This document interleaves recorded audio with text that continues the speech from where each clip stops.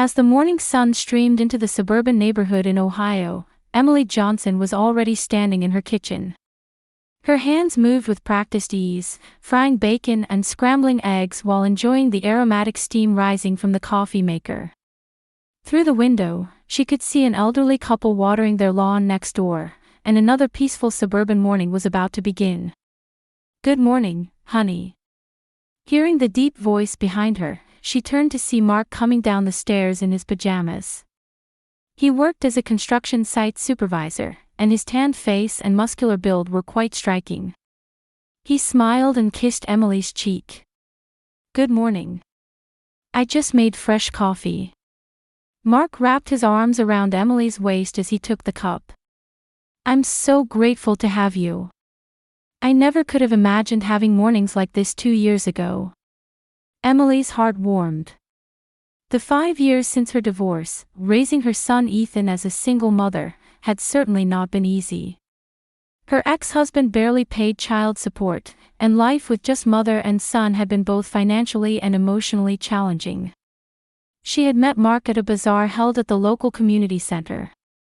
His kindness and stability had been like salvation for the exhausted Emily. "Mom, good morning." Running down the stairs was her 14-year-old son Ethan. He was beginning to grow taller and, while still retaining his childlike qualities, was starting to show the outline of a young man. His brown hair was sticking up from bed head, and he was frantically trying to smooth it down with his hand. "Good morning, Ethan. Breakfast is ready." Emily placed eggs and bacon on a plate for her son. Ethan greeted Mark a bit shyly. "Good morning, Mark." "Good morning, Ethan. You have basketball practice today, right?" "Yes, after school.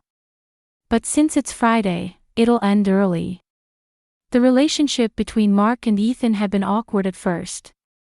For Ethan, accepting his mother's new husband hadn't been easy. However, Mark never tried to force himself into the father role and instead took time to build a trusting relationship with Ethan. On weekends, they went to baseball games together, he helped with homework, and listened to the adolescent boy's concerns. "Speaking of which, about Ethan's birthday next month," Mark said while drinking his coffee. "Should we do something special? How about dinner at your favorite restaurant?" Ethan's face lit up. "Really? Thanks, Mark." Emily watched their exchange with a warm heart. Over these 2 years, they had truly become a real family.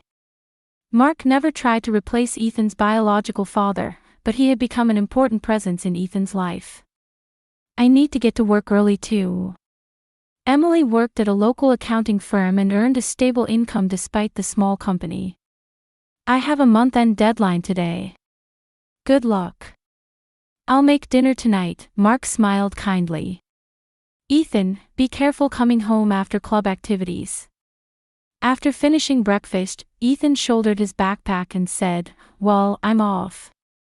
Have a good day. Be careful." Emily saw her son off at the front door. Ethan walked toward school with his friends. Watching his retreating figure, Emily took a deep breath. It was an ordinary but happy morning. Mark also left for work, and Emily finished tidying up the house alone. This residential area was safe, and the neighbors were kind. This house that Mark had chosen had truly become a place of refuge for Emily and Ethan. As she locked the front door, Emily had no doubt that another peaceful day was beginning. With the morning sunlight warming her cheeks and the sound of birds chirping, she got into her car. The Heartland accounting office, where Emily worked, was located on the second floor of a small building on Main Street. From the windows, she could look down at the town center and clearly see the people coming and going. At 9 o'clock in the morning, she sat at her usual desk and turned on her computer. "Good morning, Emily." The voice came from the neighboring desk. It was her colleague Sarah Mitchell. She was a veteran who had worked at this office for over 20 years and was a good confidant for Emily. "Good morning, Sarah. Looks like another busy day." Emily answered while starting on month-end bookkeeping. As someone who handled accounts for local small shops and individual business owners, month end was her busiest time. By the way, how are Mark and Ethan doing? Sarah smiled warmly. Everyone's doing well, thank goodness. Mark is really a good man and takes good care of Ethan too. I was worried at first, but now we're like a real family. Happiness permeated Emily's voice. Sarah, who knew about the struggles after Emily's divorce, was genuinely happy for her friend's happiness. That's wonderful. I hear that marriage with children can be challenging, but you all seem to be doing well. How's Mark's work? I hear the construction industry has been doing well lately. Yes, he seems busy. He mentioned that several new housing construction projects have been decided. But he doesn't talk much about the details. When he comes home from work, he focuses on family, which is enough for me. Indeed, Mark didn't bring work talk home much. Emily took this as thoughtfulness. When her husband came home tired, she wanted to create an environment where he could relax as much as possible. After finishing her morning work, Emily left the office for lunch. While ordering a light sandwich at her usual cafe, she checked her cell phone. There was a message from Mark. The site looks like it'll finish early today. I'll do the grocery shopping and come home. I love you. Emily smiled as she replied. Good work today. Drive safely home. I love you too. Meanwhile, around that time, Ethan was attending math class at school. As a third-year student at Westfield Middle School, he was seriously focused on his studies. His grades were above average, and he was particularly good at science and history. Ethan, could you try solving this problem? Called on by his math teacher, Mr. Brown, Ethan went to the blackboard. While he carefully solved the quadratic equation, his classmates watched quietly. Correct. Well done. At Mr. Brown's praise, Ethan returned to his seat a bit embarrassed. His best friend Jacob, sitting next to him, gave him a small thumbs up. When lunchtime came, Ethan headed to the cafeteria with Jacob. Several other close friends sat at the same table, enjoying lunch together cheerfully. You have basketball practice after school today, right? Jacob asked. Yes, but since it's Friday, it'll end at 4. Can I come over to your house after that? Of course. I got a new game. Let's play it together. Ethan was looking forward to time with his friends. He balanced study, club activities, time with friends, and family time well. By the way, what are you planning for your birthday next month? Asked another friend, Michael. Nothing's decided yet, but Mark suggested a special dinner. We might go to a restaurant. Mark is your stepfather, right? I hear he's a kind person. Yes, I wasn't used to it at first, but now he's like a real father to me. He takes good care of Mom and understands me too. He even takes me to baseball games. There was satisfaction in Ethan's voice. Since his relationship with his biological father hadn't gone well, Mark's presence had become a great support for him. After lunch, Ethan played a bit with his friends in the schoolyard before attending afternoon classes. In English class, they were learning about Shakespeare's Romeo and Juliet. One of the themes of this work is the complexity of family bonds and love. While listening to Mr. Johnson's explanation, Ethan was thinking about his own family. He was experiencing firsthand that you could become a real family even without blood relations.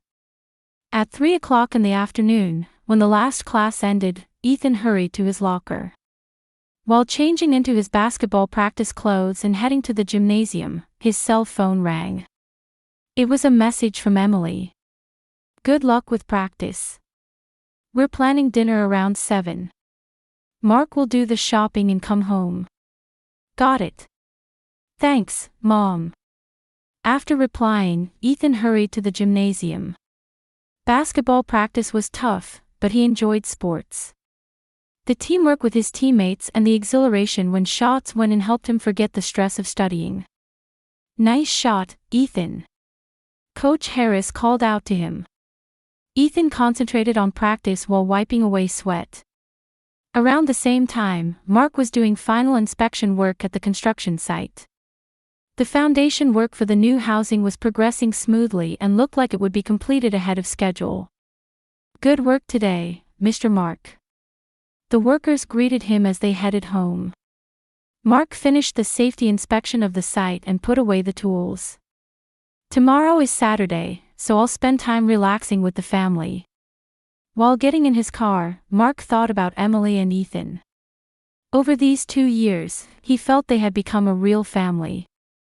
Especially his relationship with Ethan, though he had thought it would be difficult at first, now he cared for him like his own son.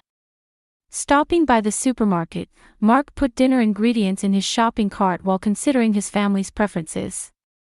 Emily's favorite salmon, Ethan's favorite broccoli, and dessert that the whole family could enjoy together.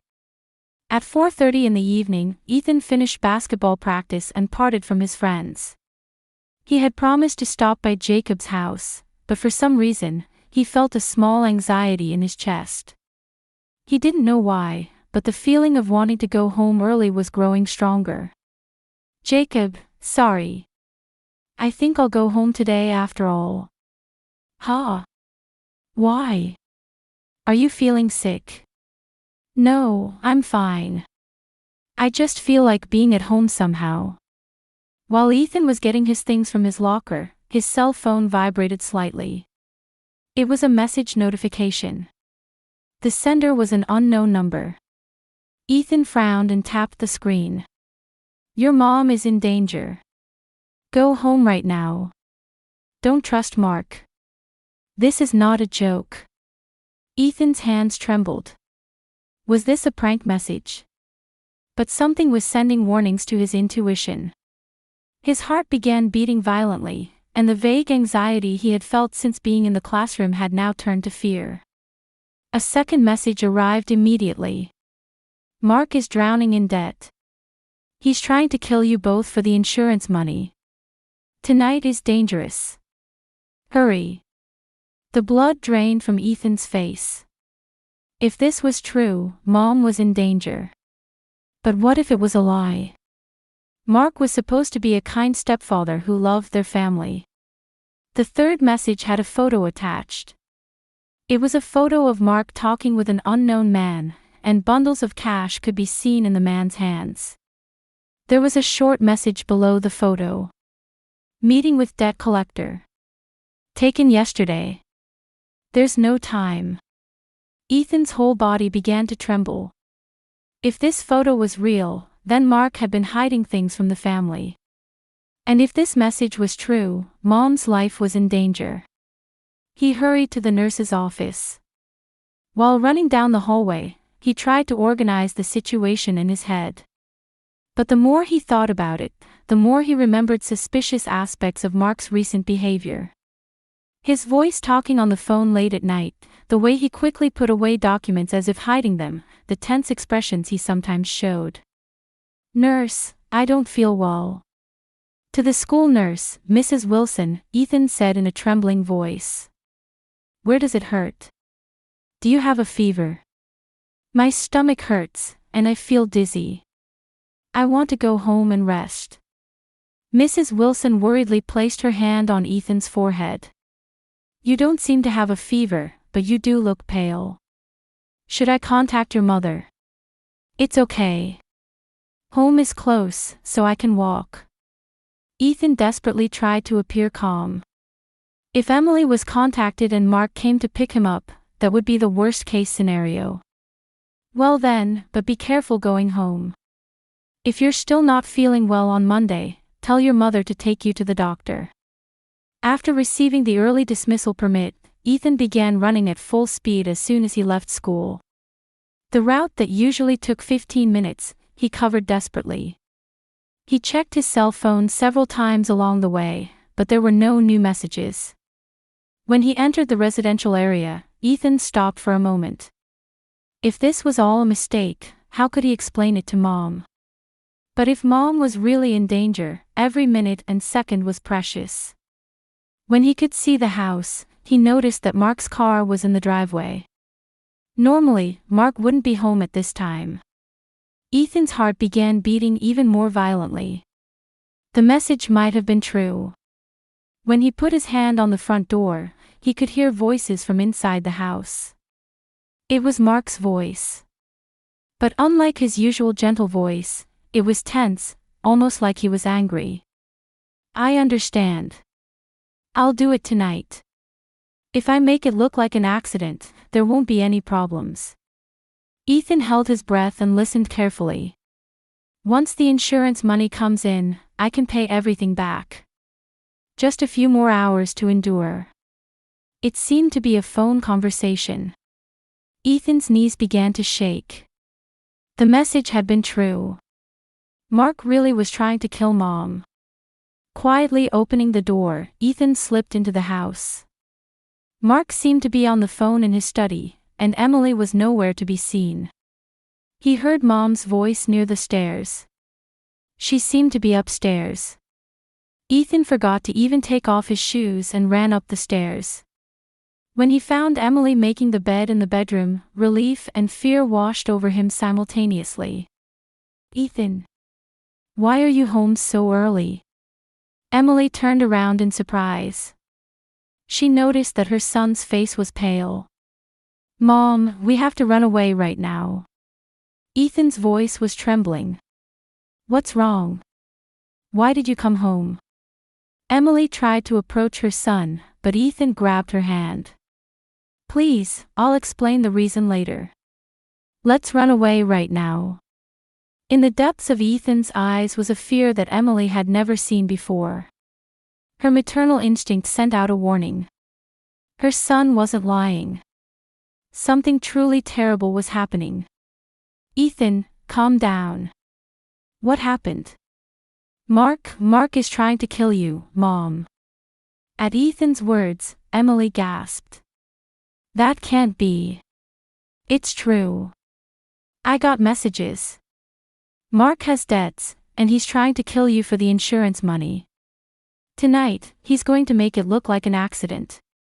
Emily's head was spinning. She couldn't believe that her beloved husband was trying to kill her. But her son's expression was completely serious. Just then, they heard Mark's footsteps from downstairs. "Emily. Did Ethan come home?" Ethan and Emily looked at each other. "Mom, please. Trust me." Emily squeezed her son's hand back. Rationally, she couldn't believe it, but her maternal instinct was screaming at her to trust her son. "All right. But how do we? Let's go out the back door. Where are the car keys?" Emily grabbed the keys from the vanity. Ethan checked outside from the window. Mark's car was blocking the exit, but from the backyard, they might be able to reach the car by going through the neighbor's parking lot. "Emily. Where are you?" Mark's voice echoed up the stairs. His footsteps were getting closer. Ethan pulled his mother's hand and left the bedroom. If they used the stairs at the end of the hallway, they could get to the back door of the kitchen. The two moved through the hallway, holding their breath. "Emily." Mark's voice came from the master bedroom. They could tell he had entered the room. Mother and son hurried down the back stairs. When they put their hands on the kitchen's back door, they heard Mark's footsteps from the main staircase. "Let's run," Ethan whispered. They quietly opened the back door and went out into the backyard. Hiding behind the hedge that marked the boundary with the neighboring house, they headed toward the parking lot. Emily's car was parked next to Mark's car. Gripping the keys, Emily unlocked the door with trembling hands. "Mom, hurry." The moment they got into the car, Mark came out of the front door of the house. He looked around and turned when he noticed the sound of the car. They could see Mark running toward them. Emily started the engine and quickly put it in reverse. "Mom, get away." With Ethan's scream, the car backed up vigorously and went straight onto the road. In the rearview mirror, they could see Mark desperately chasing after them. Emily turned the steering wheel and moved the car forward. Mark's figure was getting smaller and smaller.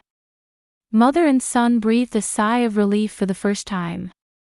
"Ethan, we're safe now." However, Ethan was looking behind them. "Mom," Mark got in his car. "He's chasing us." Emily checked the rearview mirror. "Where should we go?" "The police." "Let's go to the police station." Emily's car was racing through the streets at dusk. In the rearview mirror, Mark's truck was relentlessly pursuing them. Ethan in the passenger seat was clutching his cell phone with trembling hands while beginning to explain to his mother. "Mom, listen. I got mysterious messages at school. At first I thought it was a malicious prank, but photos were sent too. Photos of Mark talking with debt collectors." Emily gripped the steering wheel in disbelief. "But for Mark to do something like that. He said he loved us." "I didn't want to believe it either. But when I got home, I heard Mark talking on the phone about doing it tonight, making it look like an accident to get insurance money." Ethan's voice was shaking with tears. The reality that his trusted stepfather was actually trying to kill his mother was too heavy a truth for a 14-year-old boy. So from the beginning, his purpose was money. Deep sadness was contained in Emily's voice. "Mark is the beneficiary of our life insurance. If something happened to us, he would get several $1,000,000. Mark's truck was getting even closer from behind. Emily stepped on the accelerator. "Mom, call the police." Ethan dialed 911, but it wasn't connecting easily. On Friday evening, the lines were congested. Just then, Mark's truck came alongside them. Emily shrank back in fear. The truck's window rolled down, and they could see Mark shouting, "Emily! Stop! Let's talk!" However, his expression had a coldness they had never seen before. The mask of the gentle husband had completely fallen away. "Don't stop, Mom," Ethan said desperately. Finally, he got through to the 911 operator. 911, is this an emergency? Help us. My stepfather is trying to kill us. He's chasing us in a car right now. Please stay calm. What is your current location? Ethan checked the surrounding scenery. We're driving toward the police station on Main Street. We are Emily and Ethan Johnson. Understood. We're sending patrol cars. Please evacuate to a safe place. At that moment, Mark's truck rammed into Emily's car. The car shook violently, and Emily desperately tried to regain control of the steering wheel. Mom, are you okay? Somehow. But he's serious. Emily tried to stay calm, but her heart was beating violently. The man she had lived with for 2 years and believed loved her was now targeting their lives. That reality was too cruel. Who was the person who sent the messages? Emily asked. I don't know. But if that person hadn't been there, Mom would now be. Ethan couldn't continue his words. Mark rammed them again. This time it was a stronger impact. Emily's car was pushed to the roadside and made contact with the guardrail. The sound of scraping metal echoed. Mom, look ahead. The police station building could be seen ahead. Emily summoned her last strength and stepped on the accelerator. She slid the car into the police station parking lot and immediately turned off the engine. Run! Mother and son jumped out of the car and ran toward the entrance of the police station. Behind them, they could hear the sound of Mark's truck hitting the brakes hard. When they rushed into the police station, the officer at the reception desk stood up in surprise. Help us. My husband is trying to kill us. At Emily's scream, several officers gathered around. Just then, the entrance door burst open. Mark came in, out of breath. Emily, why are you running away? Let's talk. Mark was still trying to keep up the act. However, in his eyes was the madness of a cornered animal. "Is this man threatening you?" Experienced Detective Rodriguez stepped forward. "Yes," Emily answered in a trembling voice. "He's my husband." "No, he'll be my ex-husband. My son received warning messages, and we found out that he was trying to kill us for insurance money." Mark's complexion changed. "What are you saying, Emily? You're tired. Let's go home and rest." "Stop lying in front of the police, Mark." Ethan gathered his courage and said, "I heard you. You said, 'I'll do it tonight' on the phone." Detective Rodriguez looked at Mark with sharp eyes. "Mr. Mark Johnson, is it true that you have debts?" Mark couldn't hide his agitation. "That's a personal matter. It has nothing to do with my family." "But you are the beneficiary of your wife and son's life insurance, aren't you?" "So what? That's natural for a husband." Just then, another officer came running in. "Detective, we searched Mark Johnson's car.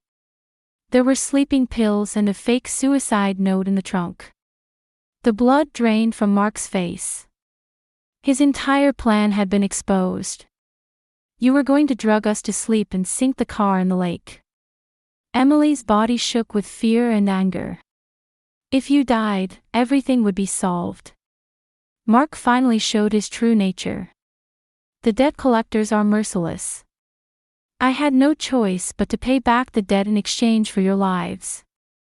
You said you loved us. That was my intention at first. But I got deep into gambling losses, and before I knew it, I was in over my head. The insurance money was the only solution." Detective Rodriguez took out handcuffs. "Mark Johnson, you are under arrest on suspicion of attempted premeditated murder." While being handcuffed, Mark made a last desperate attempt. "Emily, you have a new life waiting for you. Ethan will grow up to be a good boy too. Forget about me. You tried to destroy our lives," Emily said through tears. "But I've learned that with real family bonds, we can overcome any difficulty." While Mark was being taken away, Emily hugged Ethan. "Thank you, Ethan. You saved me. We're a real family. Since we're connected by blood, it's natural for us to protect each other." Detective Rodriguez approached them. "About the person who sent the messages, we'll investigate. Probably someone who knew about Mark's debt problems tried to save you." Later investigation revealed that the person who sent the messages was Mark's former colleague. He had accidentally learned about Mark's debt problems and plans, and sent anonymous warnings to save Emily and the others. That night, after being questioned at the police station, Emily and Ethan stayed at a hotel. They couldn't return home. The house where Mark had been was no longer a place of refuge. In the hotel room, mother and son sat quietly. "Mom, what will happen to us now?" "I don't know. But we have each other. That's the most important thing."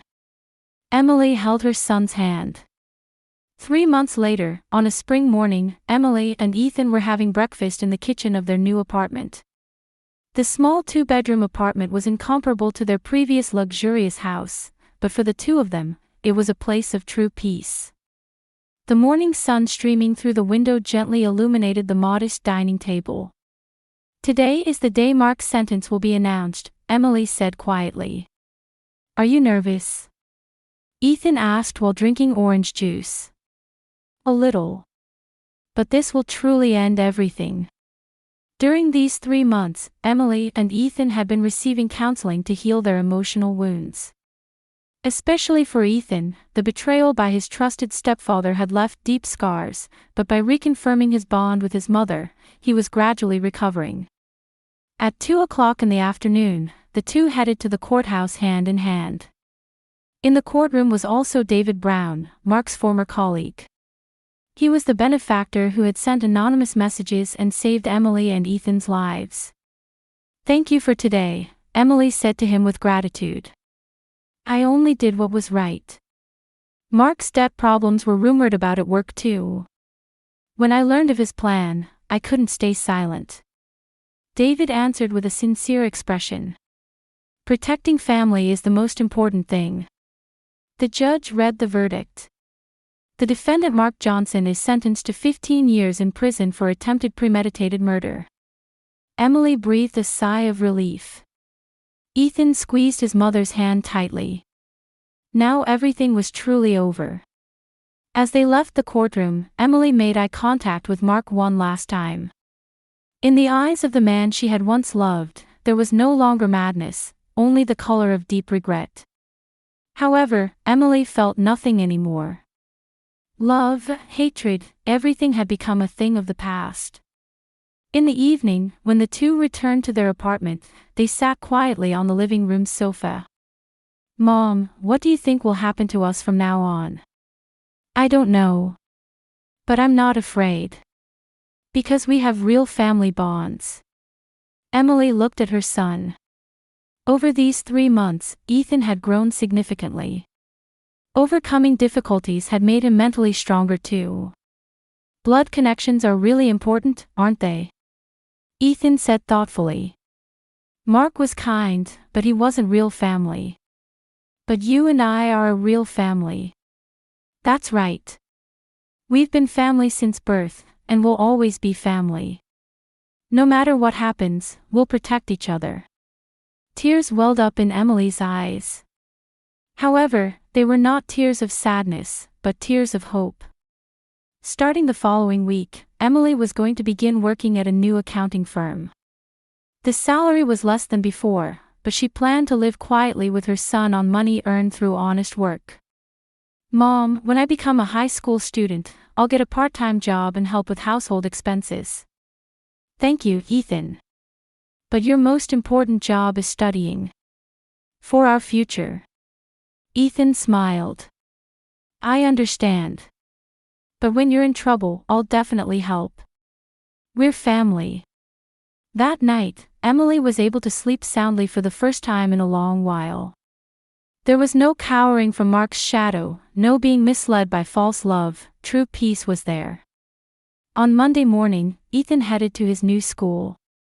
Transferring schools had been difficult, but he was positively adapting to his new environment. He had made friends and joined the basketball team. Emily watched her son off and thought, a real family isn't about blood relations or legal relationships, but about the heart connections of loving and protecting each other unconditionally. Having experienced false family life with Mark, she could recognize anew the preciousness of the true bond with her son. At dusk, Emily and Ethan were walking hand in hand through their neighborhood. The sunset visible from their small apartment was just as beautiful as the one they had seen from their previous mansion. Mom, our new life is going to be wonderful. Yes, it certainly will be. We have love. Mother and son continued walking toward the sunset. The wounds of the past hadn't completely healed, but hope for the future was certainly there. As a real family, the bond between Emily and Ethan, who had begun walking their new life, would never be defeated by any difficulty.